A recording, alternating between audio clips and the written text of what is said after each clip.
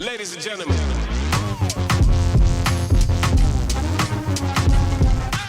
SNL had their 50-year anniversary. Okay. SNL peaked a long time ago, and there's still sometimes people will watch only because they stepped out of their very boring tract of telling unfunny jokes and doing lame skits.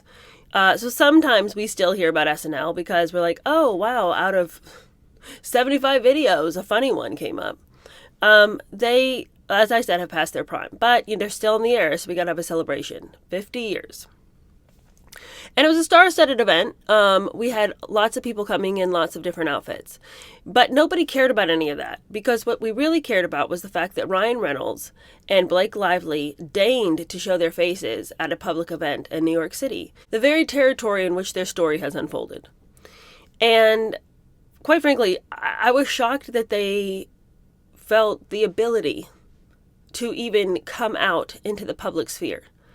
But if they had come in and quietly slunk in and taken their seats and, if I'd been them, I'd have skipped the red carpet entirely. But if they had just come in quietly, one could say, well, they must carry on with their lives. They can't just hide away in a dark hole. Now, they should hide away in a dark hole, but I suppose they feel that, you just got to go out and act like it's not bothering you. And they took that advice to the nth degree. Because, as I'm sure by now you've all seen, Ryan Reynolds decided to get in on a skit in which he literally began to joke about the hot water that he and Blake are in. Dude, it's not over yet. Like, it's not even too soon to joke. You're literally in the middle of an embroiling war in which you and your wife's reputation is being ground to dust and scattered to the wind. But you want to hurry this situation up. You decide to be part of a skit in which you're rising up out of the audience and saying, have you heard any bad news about me lately? Like, let's just watch how awkward this is. But more importantly, and this has been pointed out by many commentators who got to this before me, look at the audience around them. Even Blake, in all of her shocking ignorance about reading the room, seems to be very uncomfortable with what is about to happen, and yet crossing her little fingers that she'll, that this will be one of those really funny moments in which, like, oh my goodness, he didn't just, but it's so funny that he did. So glad he broke the ice about this. No, we all still can't stand you people, shocked that you even showed up, and your husband getting up and doing this stupid little skit is only making us dislike you more because, again, can't you read the room? I have a question. Oh, hey, Ryan Reynolds. Hi. Hey. Ryan Reynolds, how's it going? Great. Why? What have you heard?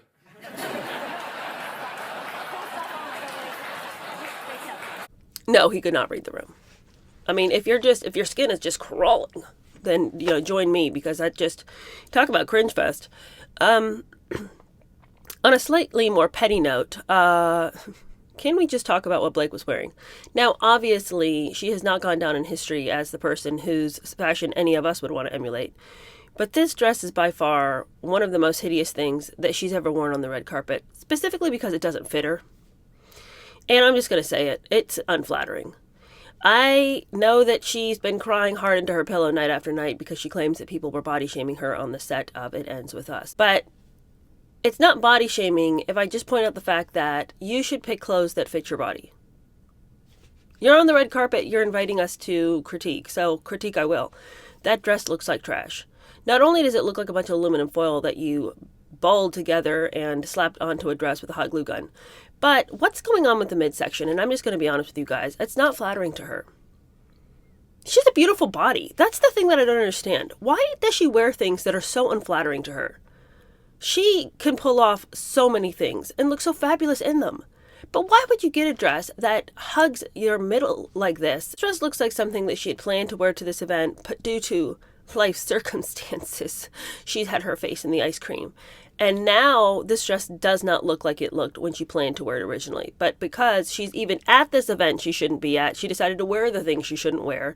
And she's just going full steam ahead on many a poor decision.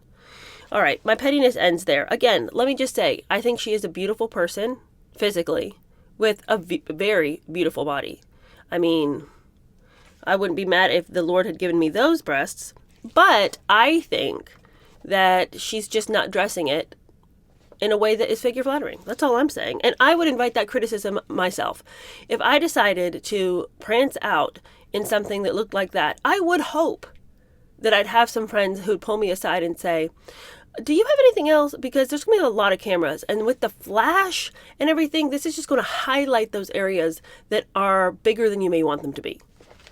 And I would say thank you to the person who decided to tell me that. Now, I think it's funny that I do so many little segments on fashion on this channel as though I know. I mean, I'm sure that there's plenty of people who are like, what the hell do you know? And you would be right. But I think we could all agree that dress didn't look good. All right, speaking about people who need a couple of friends to help them back down from the crazy, let's talk about Mandy Moore. Okay, she was on a early episode of Friday News Roundup, and I defended her against my better judgment. Now, you'll recall that when I started this series, LA was in fire. And of course, nothing's been fixed over there. The fires are out, but the houses are still in complete and total disarray.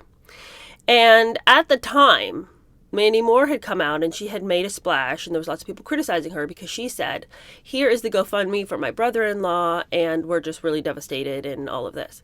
And there was lots of people who were like, in your mighty, mighty millions, is there nothing that you could do to help your brother without asking us, the poor peasants, for our pennies? And I said at the time, well, she has lost so much, and her husband's studio is gone, and all of the instruments are gone, and all of this. And so many of these people didn't have insurance. I mean, it's going to come directly out of their pocket if they're going to rebuild. And so I had tried to be quite charitable about it, and I was quite charitable about it. And even as I heard other people comment on it, I thought, oh, yeah, maybe I didn't take as stringent a stand as I might have. But sometimes I just feel like I'm so negative that I was like, how can I throw her a bone? Well, the negativity is back. Because Mandy Moore is here tweeting to the ether that Amazon needs to do better. And she sent out a tweet this week in all caps with a picture that apparently at her in-laws, Amazon had delivered a package on the step, and she is just freaking outraged that it happened. Okay, pull yourself together, Mandy. Is it not your in-laws' fault for not changing their address? Is the Amazon man supposed to trek all across America to find the inhabitants of your in-laws? Where are they staying now? Is Amazon supposed to be run ragged trying to figure out where everybody who is displaced now lives if they don't provide the information? Maybe turn around to your mother and father-in-law and say, hey, I think we need to change your address in your Prime membership. I think something's going on over there at Amazon because they delivered a package to your burnt-out house. Now, on the flip side, you could say, well, why did Amazon deliver a package to a burned-out house? But on the other hand, why wouldn't they? This is the address they've been given. Are they supposed to pound the pavement to find out where you really live? If this is where you say you want a package delivered, that's where their responsibility begins and ends. It's on you, Mandy. Maybe you should do better. But it's like she has just milked this whole situation for all the victimhood that she could. Now, look, I realize that on a purely subjective level, she was the victim of a fire. Okay. But the way that she has just ached for everyone to almost see her as the only victim of this fire is a little bit off-putting. And many people were off-put by the fact that she's, begging for the change of the mass and millions who barely can put food on the table, that they should somehow subsist and put together a house for her brother-in-law when her bank account is still flush with millions. It does make one say, Mandy, maybe just learn to, as Ryan Reynolds has not learned, read the room. Maybe you should figure out that this has, for quite a long time, been a very difficult economic situation for most people. And most people literally do not have extra pennies to send to your brother-in-law who neglected to insure his property. Now, I mean, it just feels like this was not any of our problem that this happened. Now, if somebody wants to give. And I say give with a cheerful heart.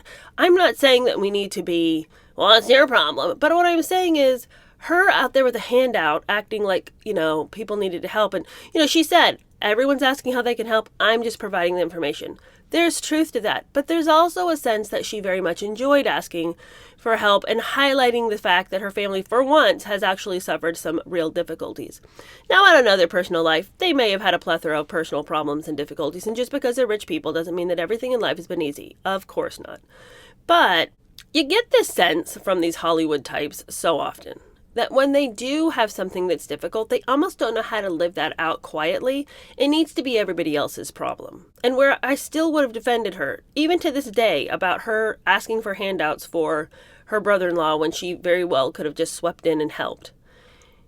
I still would have defended that, but it's this Amazon thing, you guys, where she still wants all of our attention. Like, she's like, oh no, attention's waning. I didn't even get to be a victim very long because people pounced on me for asking for money for my brother-in-law. How can I still pull out this whole victim narrative where I can still make people sorry for me and still get the attention and the accolades of having been a victim of these fires? So then she pulls this Amazon stunt, and see, that just erased all my pity for her. The Amazon guy, as I've already stated, it's not his problem to find where you live. If you don't provide the right address, what's he supposed to do with the package? He's got a quota. He's got a truck full of junk he's got to deliver. So he's just supposed to hold this package until somebody can finally provide him with the right information? Get the hell out of here.